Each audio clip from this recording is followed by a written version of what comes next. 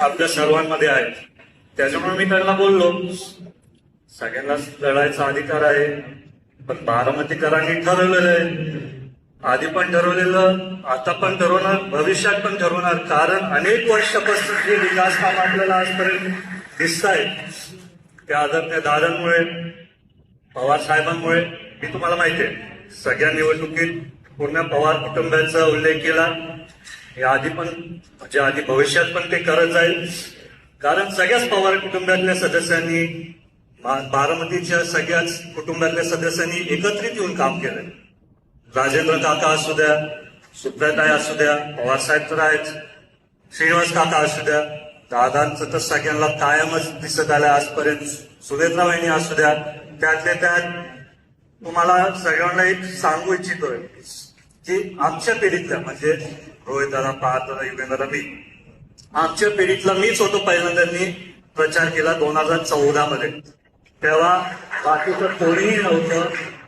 त्या काळात पण खूप छोटं होतं. दादांना कधी वाटलंच नव्हतं की मी एवढं चांगलं भाषण देईल. त्याच्यामुळे दुर्दैव आहे की हे मात्र, पण मला मनात कुठेतरी चांगलं वाटतं की दादांनी जेव्हा तो उल्लेख केला, हसत उल्लेख केला की माझ्या चिरंजीला भाषण देता येतं. माझा मुद्दा काय की पवार कुटुंबातले सदस्य कधी आधी आलेत, नंतर मध्ये आलेत, तशी एक गेले. पण बारामती जी मी आधीपासून बघितले, 2014 पासून जे दादांचे कष्ट बघितले, तो बदल मी बघितला. विद्या प्रतिष्ठान असू द्या, MIDC असू द्या, आताच कोणतरी बोललो जिरायत बागेतला शब्द दादांनी केला ना, तो शब्द काढून टाकला. दादाचं कर्तव्य, दादांचं कामाची पद्धत. आज पण जेव्हा मी सगळ्या शेती बघत होतो, तिथं नुकसान झालं, तेच 15 वर्ष सगळेच तिथं दादांची आठवण का आली, कारण मला कोणीतरी सांगितलं की दादा असते तर रात्रीच्या रात्री सगळे अधिकारी तिथं पोहोचले असते. मी त्यांना बोललो,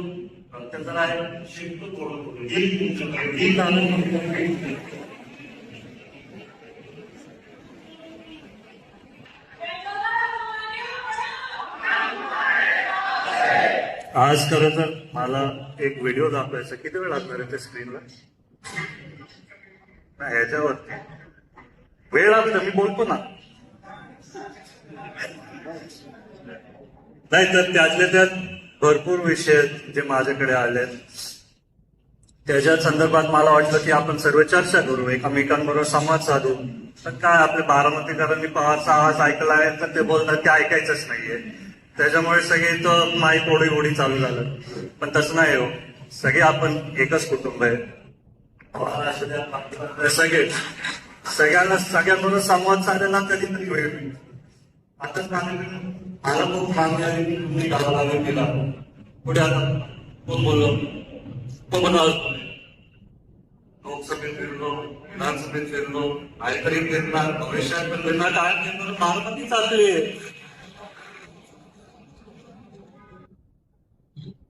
विकास कामं तर मी आधी बघितली, आचारसंहिता चालू आहेत म्हणून मी जास्त बोलू नाही शकत. पण भरपूर कामांचे योग्य पद्धतीने चालू आहेत, निधी तिथं चालू आहे. आणि जेव्हा मी एवढा मोठा गट्टा बघितला आणि तो दादांनी त्यांच्या काळात सगळे कामं नियोजन करून ते दुर्दैवाने आपल्याला सोडून गेले. पण दादांचं बारामतीचं संपूर्ण स्वप्न पूर्ण करायला मला तुमच्या सर्वांची खूप गरज आहे. कारण इथं MIDC आपल्याला वाढवायची आहे.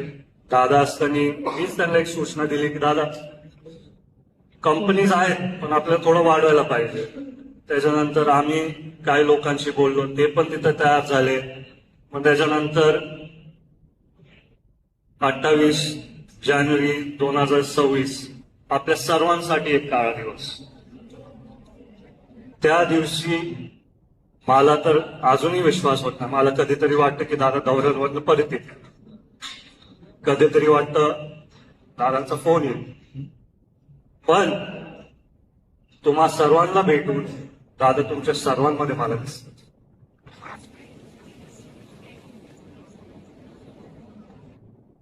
मला काय पत्रकारांनी विचारलं की तुम्ही पत्रकार परिषद देणार होता, त्याच्या संदर्भात काय झालं. मला तुम्हाला सांगायचं, कारण तुम्ही माझे कुटुंब आहे. सीआयडीने माझं रक्त घेतलं, डीएनए चेक करायला. सीआयडी अधिकाऱ्यांसाठी बरोबर मी कायम संवाद साधला. ज्या दिवशी दुर्घटना झाली, मी आपल्या डीवायएसपीला सांगितलं काहीही करू. सचिन पवार येते, सचिन पवारला मी सांगत होतो काहीही करून मला ते ब्लॅक बॉक्स दोन्ही पाहिजे. ते दोन्ही ब्लॅक बॉक्स मिळाले, दोन्ही ब्लॅक बॉक्सचे फोटो आपल्याकडे. पण कारवाई होऊ द्या, अहवाल लिहू द्या, मग नंतर एकदा पूर्ण बाहेर आल्यावरती आपण बोलू. त्यांना मी बोललो माझे काय मुद्दे होते ते रोहदासांनी स्वतःनेच सांगितले, तर मी परत जाऊन तेच बोलायचं का. तर आपण कुठे गेलो, आपण नवीन मुद्दे मांडायला पाहिजे, खरे मुद्दे मांडायला पाहिजे. आता अपघात का घातपात मला माहिती नाही. ज्या लोकांनी तो व्हिडिओ बघितला त्यांच्या सगळ्यांच्या मनात शंका आहे, प्लेन असं होऊच शकत नाही, आपल्या सगळ्यांना माहिती आहे. तर त्याच्यात मी पण तो एक व्हिडिओ टाकला रोहित सिंगचा विमानात झोपलेला. तिथं पण मी लिहिलं की याच्यावरती अटक करा, जोपर्यंत पूर्ण कारवाई होत नाही तोपर्यंत त्यांना अटक करून ठेवा. तुम्हाला माहितीये, जर एक बिल्डिंग पडली नाही तर बिल्डिंग मधला स्लॅब पडला तर तिथलं काम करायला नाही तर इंजिनियर नाही उचलत, डायरेक्ट मालकांना उचलतात. कुठल्या तरी रेस्टॉरंटमध्ये नाही तर कुठेतरी आग लागली, तर आता गोव्यात काहीतरी झाले तर 2 मालकांना लंडनवरनं उचलून आणलं पोलिसांनी. तर मला कुठेतरी वाटतं या कारणात तिथं का ते मतभेद करायला लागले. पण दादा पण सरकार दादाचीच, मी सर्वांनीच महायुतीची सरकार निवडून आणली. त्यातल्या त्यात बहिणी आता उपमुख्यमंत्री आहेत, त्यांनी पण त्यांच्या वतीने सीएम साहेबांना सांगितलं सीबीआय इन्क्वायरी करा. तर आपण थांबलोय, आपण करू, व्यवस्थित करू. दादा कशी व्यवस्थित करायची, वेळ लागायचा पण माहिती पूर्ण घेऊन द्यायची. माझ्या पण मनात मला खूप बोलायचंय, मी पत्रकारांना बोललो फायनल अहवाल येऊ द्या. त्याच्यानंतर माझ्याकडे पण खूप काय जे आहे, जे समोरील जजांनी इन्व्हेस्टिगेशन अधिकारी नाहीतर ज्या लोकांना मदत होईल. काही वेळेस काय होतं माहितीये का, जर हे मुद्दाम झाले तर ऑलरेडी ती माहिती तिथनंच मिळते, मग ते बोलतात अरे आपण हे लपू. आता 26/11 मध्ये काय झालं, ते तिकडे आतमध्ये टेररिस्ट बोलतायत, कारण का हे आपले पत्रकार सांगाय बघा इथनं हे घुसले तिथनं ते घुसले. त्याच्यानी सगळे तपास यंत्रणांना धक्का बसतो. त्याच्यामुळे मी नाही बोललो, माहिती आहे, पण थोडं तपास यंत्रणांना त्यांच्या हिशोबाने व्यवस्थित कारवाई करू. मला माहिती आहे सगळ्यांचीच आशा आहे की आपल्याला नेमकं माहितीच पाहिजे दादाला काय झालं, तोपर्यंत आपण काय थांबत नाही आणि थांबणार पण नाही. तिथं दुसरी एक महत्वाची सूचना मला द्यायची आहे की दादा गेल्यापासून आपल्याच पक्षाला का सगळे टार्गेट करतात. आता खरातांच्या ह्याच्यात बाकीच्यांचे पण सगळ्यांचे फोटो आले, पण नाही तिकडंच टार्गेट करा. मग नंतर जेवणाच्या वेळेस त्यांनाच टार्गेट करा. मग प्रफुल्ल भाई, सुनील तटकरे साहेब त्यांनाच. अरे बाबा पक्ष आपला पहिला आपण एकमेकांना सांभाळून घेऊ, मग बाकीच्यांचं काय करायचं आपण करू.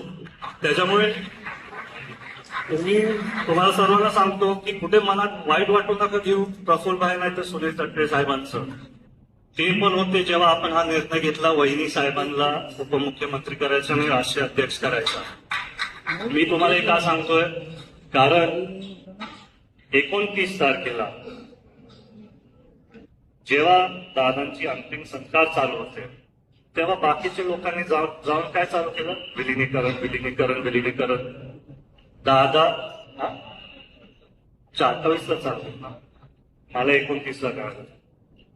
तर तुम्हाला माहितीये जेव्हा इंदिरा गांधी गेले तेव्हा किती दिवसात, 2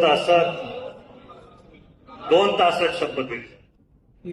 आता तुम्ही मला सांगा, एक दादांचं कुटुंब म्हणून, कुटुंब म्हणजे आपण सर्व, जर 13 दिवस थांबलो असतो आणि आपला पक्षच राहिला नसता तर काय झालं असतं.